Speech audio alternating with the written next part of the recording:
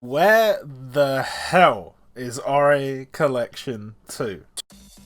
As you all know, RA Collection 2 Jump Hero Tyson was announced as a major update to RA Collection back in November.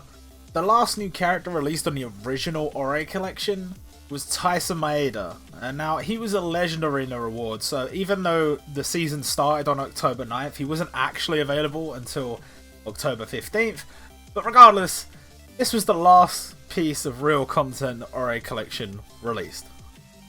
So basically, it's been a year.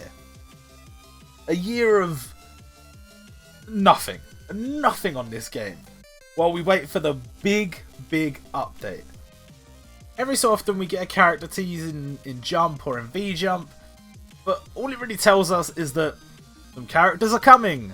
Which, if you remember, with the original RA Collection, they did quite a lot. And then those characters didn't come for ages. Examples being characters like Jotaro, who were teased before the game even launched, and they didn't come until months down the line. Now, the phrase that is always included in all these adverts is major update coming in 2019. And for the longest time now, that's what they keep saying. It's coming in 2019. But really, we've only got a couple of months left for that to actually happen. The year is almost over. So, will it really be coming in 2019? Let's discuss this. I'm going to quickly run through the confirmed characters for Jump Tyson, as well as some other little bits of information, and then we can really jump into the speculation portion of the video.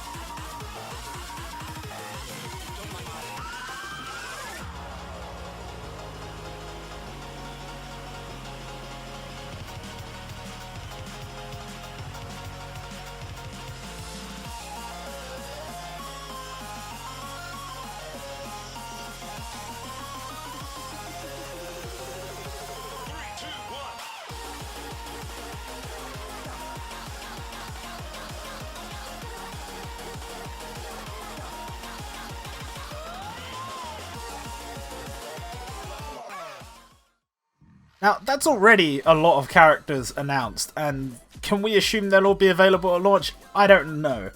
But what we do know is there's a few little things about gameplay that they have teased to us, and even though it's not a lot, it does give us a rough idea of what they're going for. Instead of 2D cards, we're obviously going to have characters that have 2D artworks, but 3D character models. Players seemingly have teams of up to 5 heroes, but in PvP it will be a team of 4 instead. The big gimmick seems to be that character ultimate attacks can combine, and so the names of the attacks combined as the characters team up together. Characters can be evolved or awakened, just the same as in RA Collection. If you evolve, you're just increasing the rarity, probably improving the skills, the stats, etc. But awakening is essentially making it into a different version of the character. So they might change form, they might gain a new skill, gain a new ability. There's a new item called Stones. Stones can be equipped to your characters and it boosts their stats. That's it. There's a PvP arena mode just like in Ori Collection 1. You get a team of 4, or at least it appears that way, and you will get characters and spirit orbs as rewards just like in the old game, and they specifically show Kenshin Himura and Izuku Midoriya as rewards for this game mode. Whether that will be the case in the final version of the game, I don't know, but they showed in 2 different scans that they were reward characters. There's also a feature in Arena called Treasure. You can use Treasure to boost your character's stats and abilities. There are big boss fights. The big boss fights will drop J-Hero Awakening materials. You can also get rare stones for your characters. And the boss dungeons we've had revealed are a Beastman dungeon and a Spirit dungeon. And that's basically everything.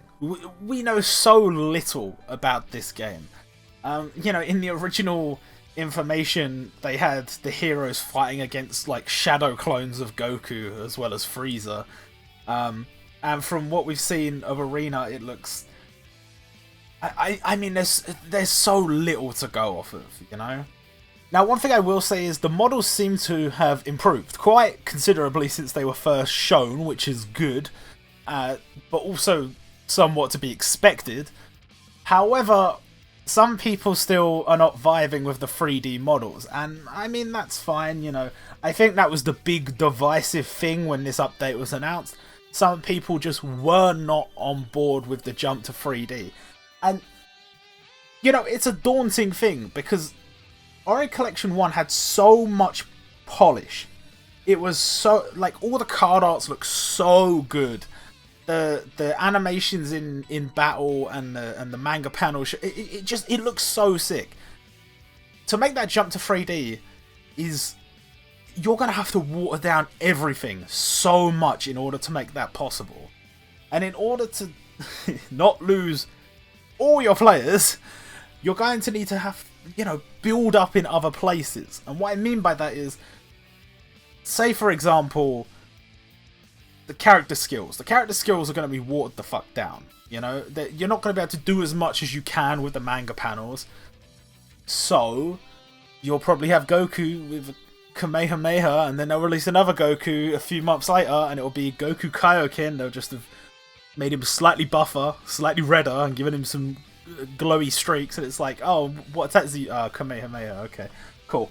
When you do something like that, you need to add something in that you couldn't do on the last game. An example of that would be costumes. You couldn't do that on the old game, really. I mean, you could have, but they didn't. On this version of the game, it is very much possible. And you could easily, you know, this game seems to be made all in Unity. You can easily bang out a few, like, Christmas hats and stuff like that for characters. New, you know, costumes, you know, actual changes between forms. It's very doable, it's very possible, and I think it's probable. However, you have to be consistent with it. You have to put a lot of effort into this the same way you put a lot of effort into the old game. Because if you're not, and it's just, hey, Christmas is here, 10 characters got a Christmas hat, and that's it, people are just not going to care. But if you actually go back and you look at some of the jump covers and you look at some of the source material, and you say, okay, here is a costume from, say, Halloween, of a Halloween version of, I don't know, Emma. This is the only one I can think of off the top of my head. Emma from The Promised Neverland. There's a colour spread of her as a zombie. Let's actually make her into a zombie. Well, if they've put the effort in, I could see this working. I could see this game doing quite well. But until we see the final product, I'm left to think only of the past. You know, the 3D gacha games I've played in the past that have almost all universally been worse than the 2D ones. We've got 2D games that have run for years. Years and years, you know. Stardust Shooters, still running. Dokkan Battle, still running. One Piece Treasure Cruise, still running. Admittedly, those are 3 of the biggest franchises you could attach your game to out of any in the world. But we also have games like Diamond Records, which shut down. With One Piece, it's a little bit different because they've had a few different games, and some of them have shut down on global, but they're still open on Japan. Some of them shut down for a while and they came back, but none of them have really lived up to that success of One Piece Treasure Cruise. And with Dokkan, it's kind of the same, you know. I personally think Buchigiri Match would be doing way, way, way better if it wasn't a browser game. I think if it was a traditional gacha game, I think people would be all over it, especially with how some of the animations and artworks look. I think it suffers because it's a browser game. Now, what am I trying to say here? What I'm trying to say is, I think the traditional make a game in 2D and then slowly build on it and improve on it over time is way better than having a 3D game, because 3D models you can make in like Unity or whatever, and you can just slap some skins on it and stuff, and it's easier. I think that way of doing things is better. The 2D way of doing things is better. Not that the 3D way can't be done well. The 7 Deadly Sins game is testament that the 3D way can be done well. I think Ori Collection 1, to put it pretty bluntly, made things too complicated early on and had no way to get out of it. And so instead of, you know, over time retconning things from the game and updating things in a way that made things easier for them, they just decided to scrap it. It wasn't worth it. Start again. Start again in 3D, which is easier to work with. Start with this stupid gimmick of, you know, the special names fusing together. It's so unbelievably dumb. I don't care. Nobody cares. Like, the idea of your characters teaming up is great, but this whole thing about, oh, we took the names and we cut them up and then they're gonna stick together. Who gives a shit? It's cool for 5-10 minutes. When you see, you know, Goku and Naruto teaming up to do a, you know, Rasen Kamehameha, cool. And then after that, I'm done. After that, I don't care. And that's it. That's the bottom line of this update. You know, we've got the handover process, which I'm going to talk about now, and I think this kind of highlights what we're looking at here, as we should be in the end game. We should be in the end game. So they said there was 5 steps to the handover process. The rework notice, which we got at the end of November last year. The stopping of the sale of jump orbs, which they went away. Jump orbs went away, and then a few weeks ago, they brought it back, and they said we're going to start selling a 5 orb pack for some reason, and that's now the only pack in the store. Now, admittedly, if you're shutting down a game, you're supposed to stop the sale of jump orbs, because, or whatever the premium currency is, because it's disingenuous. There's people that are not going to know that your game is shutting down, and they might come in and go, oh, this is cool, and they'll spend, and they don't know that they're going to immediately lose that stuff weeks later.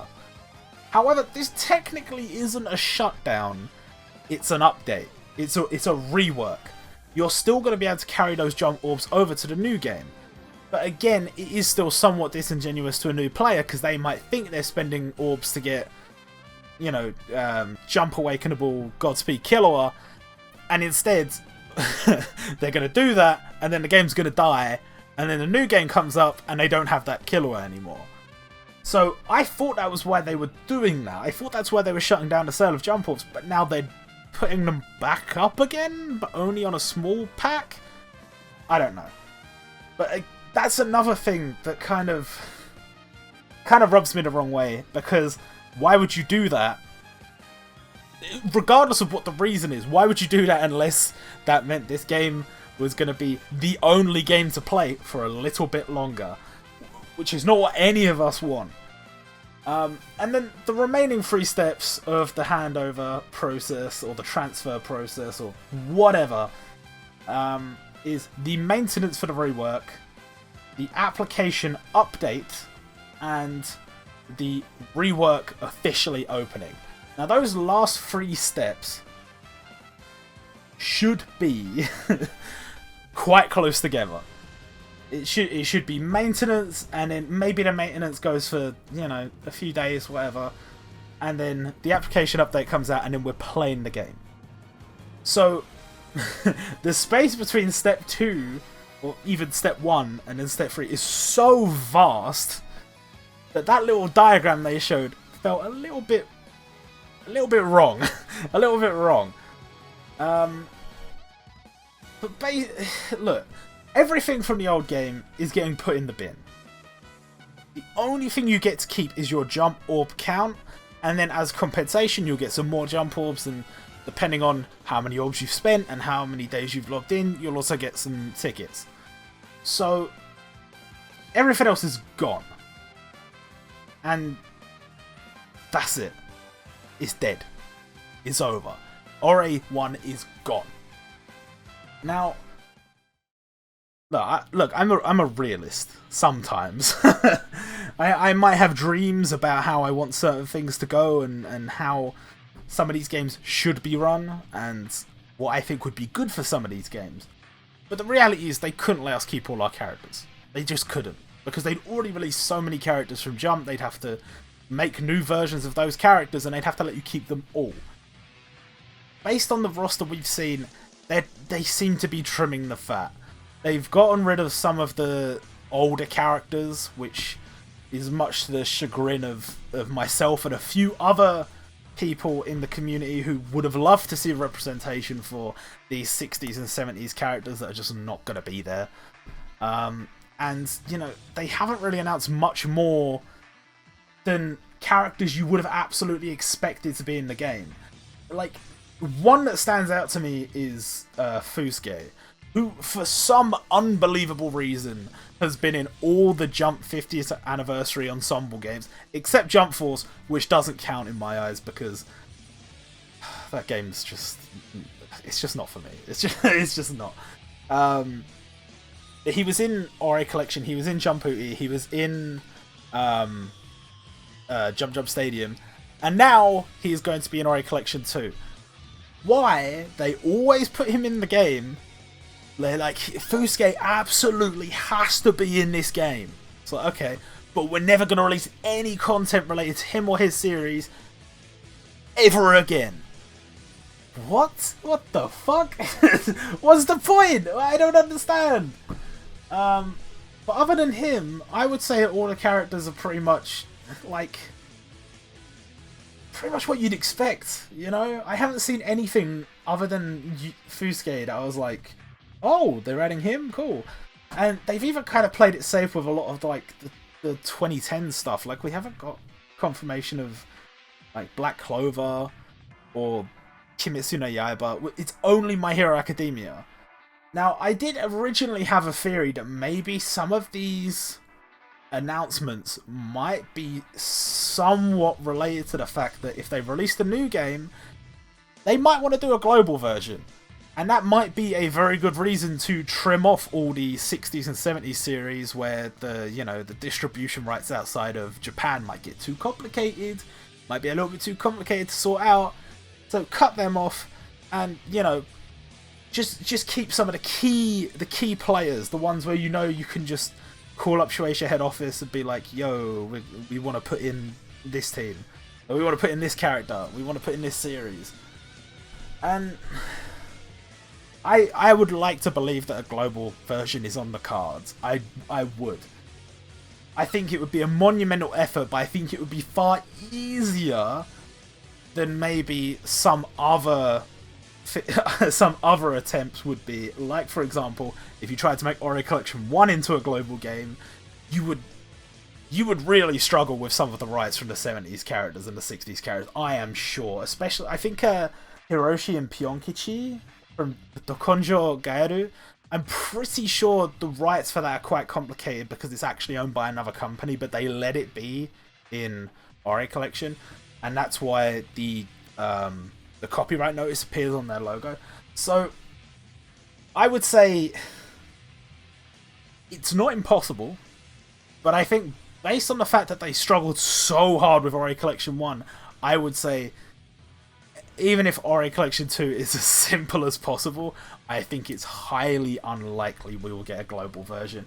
I think we'll take the Japanese version, we'll take what we can get, and we will pray that it is at least meeting our bare minimum expectations for a game like that.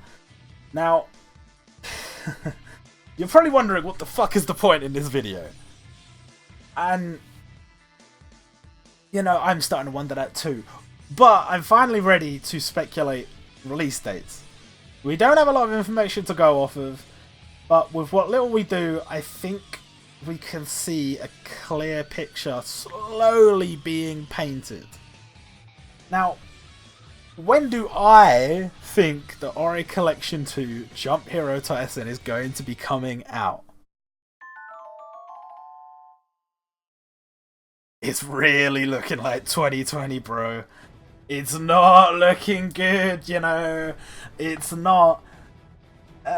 If we talk facts, we haven't had an Ori Collection 2 advert since September 29th or thereabout, because I think the issue came out like a Saturday or something. But it's basically almost been a month of silence. Now, that could be a good thing, because they're not worried about adverts, they're worried about getting the game out, and then they'll drop an advert announcing the actual release date, and everyone will get really psyched up, and then the game will come out this year, and it'll be awesome! But as far as every ad this year has said, all we see is 2019 release date. No specific month, no specific time of the year. We were all hoping it would be earlier. Many people were hoping it would be for the anniversary. Didn't happen. Many people hoping it would be a year from the, you know, announcement date, which again, we're here now, and it didn't happen. And if it is a 2019 release date, like they said, that doesn't leave much time at all. You have to remember that these games are designed to milk key events throughout the year in order to maximize profit. And considering this game had issues before, I'm assuming with profit, but mostly with getting new units out and getting their skills done in time and getting everything ready in time, there's no way they could have the anniversary so close to Christmas and New Year, because those are key events that most of these games would milk for a ton of cash. Now, some of you astute viewers out there might be thinking, actually, this is just an update. This is not a new game release, so the anniversary won't be changing. It will still be on the original date of July 6th. And you're not wrong. Far from it, in fact. You are actually technically correct. And if the release date was this close to New Year, I am sure that the original release date of the original game would be preserved as the anniversary of Ori Collection as a whole, of Ori Collection 1 and 2. However, when games release, they normally have a bunch of events to build up content and to draw new players in. That's why when Jump Hootie first released, the developers opted not to have an event on April Fool's Day because it was just too close to the launch of the game, and they even released a message on Twitter saying they wouldn't be doing anything for April Fool's this year because it was too close to the release of the game. They already had some things they really wanted to have the players doing and playing, and so they just feasibly couldn't have an April Fool's event. Now, for April Fool's is one thing, but there's no way you can skip Christmas and New Year. These are golden opportunities for games like this. So, if it is coming out this year, it basically has to be like right now, right? Well, no, because then it's going to interfere with Halloween. Basically, if you ask me, the time to release this update would be early November. That gives almost 2 months to get some content out before New Year comes around, And then you could start doing the seasonal stuff and you could start getting into the flow of things. And, well, what do you know, they've announced 5 seasons of Legend Arena this month instead of the normal 4. And that will carry us right through to the 4th of November. Now, admittedly, this could just be so they don't have to do another announcement in October. They could just wait until the 4th of November to do their next announcement for a bunch of Legend Arena. But I think it was worth mentioning, because early November, in my opinion, would be the perfect time to release the update. It gives them time to build up the content early on. Then, with Jump Festa, which is mid to late December, they can put a nice push on the promotion and the advertising and the announcements and the releases just before the Christmas and New Year events start. And then that way, they're getting people hyped. It's going to be at Jump Festa, so loads of people are going to see it. It's going to be in the Jump magazine, in V-Jump as well. Loads of people are going to see it. And that's going to revitalize their player base. Bring in a bunch of new players, which is key, because they've lost a ton. And hopefully bring back some of those old players, because some of them are going to be done with it. Some of them have forgotten about this game and moved on with their lives. I would say a grand portion of it. But there are still some out there that still are keeping a finger on the pulse. But for those that aren't, they're going to have it shoved in their face all of a sudden. They go, oh shit, I remember that. And they come back and they play. Well, that's the best case scenario. The reality is the game is going to have some formal announcements of when the update's going to happen. About, you know, extra information on update contents. About what characters are going to be in the launch game. And then they're going to have to go down for maintenance for at least a little while. Now, if we look at Smash Rising, which is off the top of my head one of the only games that's had an update similar to this one here, where it's gone from an old game to a new game, but it's still the same game. Smash Rising was down for over 4 days before the new update was playable. But with Smash Rising, like I said, we were getting this constant drip feed of information from Twitter, from Shonen Jump, from various other sources. But with RA2, we get an ad every month or so in Jump that tells us basically nothing, and that's it. I mean, we've had complete radio silence other than that. Their old Twitter is dead. Their new Twitter, dead. Their website, dead. And the closest thing we have to a release date is still big update in 2019 and nothing else. So this is basically why I'm kind of torn. Do I think it's possible the game will come out next month? Yes. Do I want the game to come out next month? Absolutely yes. Yes. If it's finished. Do I believe the game is actually going to come out this year? No. I really think it's looking like it's going to be delayed till 2020. I think there is a good chance we're going to get this like big apology, but then like a massive like progress announcement around the time of Jump Festa. And then at Jump Festa we'll get, you know, some in detail, you know, information about the game, some gameplay, you know, a load of footage, a load of artworks, whatever. And that will let us know basically the game is going to be coming.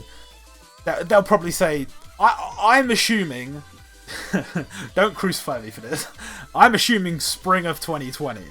That's my current prediction, because this game doesn't look finished, yo. They've got a lot of characters, don't get me wrong. But, like, what was that shit about the big bosses? And they have the Spirit Dungeon and the Beast Dungeon. This is a Jump game. Where are the Jump villains? These just look like random characters to me. You have characters that can fit that role. You don't need to do this. This game looks fake. This game looks like one of those rip-off Jump games you see on the App Store all the time, with Super Saiyan 55 Goku and Kaioken Luffy. I genuinely do question how close they could possibly be to being finished with what they have shown us so far. Now, that might just be me being a a bit of a Debbie Downer, and potentially I could be completely wrong, and it could come out like next week and it could be awesome. I don't know, but I think the most important thing is if the game is not finished, then delaying it is definitely the right thing to do.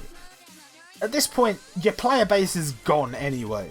You're gonna have to build up from scratch. Just as long as you keep advertising in Jump and in VJump and post some stuff on social media, get your Twitter going, get your YouTube going, you'll be fine. You'll be able to build back up from scratch. You might come back even stronger than before. But if the game's not finished and it comes out and it's dead, then I'm sorry, but it's just not gonna cut it. And to summarize this video, the fuck was I trying to say? We're fucked. I think we're fucked, guys. It's 2020. It really looks like it's gonna be 2020. But I have been wrong before, many times, and I guess fingers crossed that I'm wrong yet again. All I can do for now is kick back, relax, and wait for the Jump Festa announcement in December. But until then, or until we hear anything else about this game, really, I'll see you guys next time.